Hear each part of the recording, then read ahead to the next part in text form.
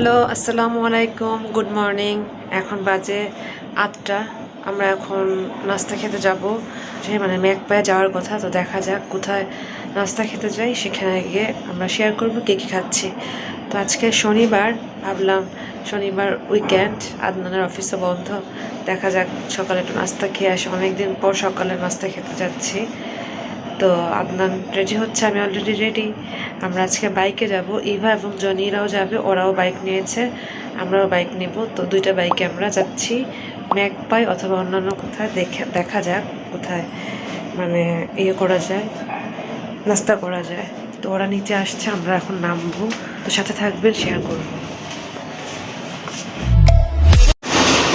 তো আমরা নিচে নামছি, যে বাইকে করে যাবো এখন। জনিরা আসছে,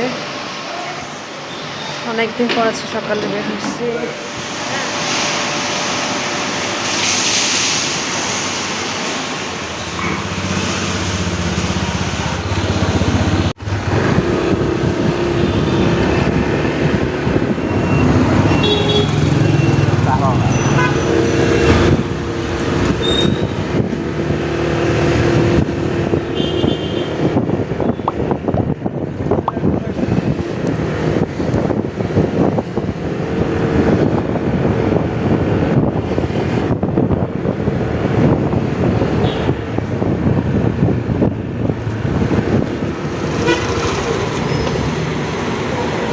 এটা দুইটারই কিন্তু স্পেস ভালো, তোমাদেরটারও স্পেস ভালো।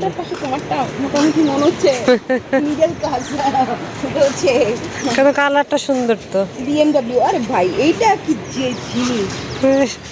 তো আজকেও আমাদের ম্যাকপায়ে যাওয়া হয়নি। বসুন্ধরা এরিয়াতে ফুড হল যেটা, সেখানে ভেতরে সানফ্লাওয়ার আছে, সেই সানফ্লাওয়ার রেস্টুরেন্টে আজকে আমরা সকালে নাস্তা করছি।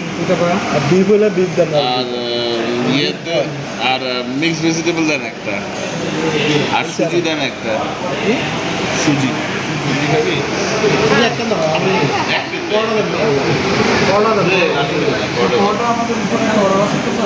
গরুর নেহারি আর খাসির পায়ার অর্ডার ছিল, পরোটার অর্ডার ছিল, যেগুলো সময় লাগবে 20 মিনিট। 20 মিনিট হাতে সময় নিয়ে ওয়েট করতে হয়েছে আমাদের খাবারগুলো আসা পর্যন্ত। হ্যাঁ, এটা হচ্ছে গরুরটা না, গরুর নেহারি না এটা। তুই কইতেছিস তো ওইটা আরেকটার কথা। সানফ্লাওয়ার তো আগে পরে রিকোয়েস্টে এখন গরুই নাও। সকালবেলার নাস্তাটা পুরানোর ভিতরে করে।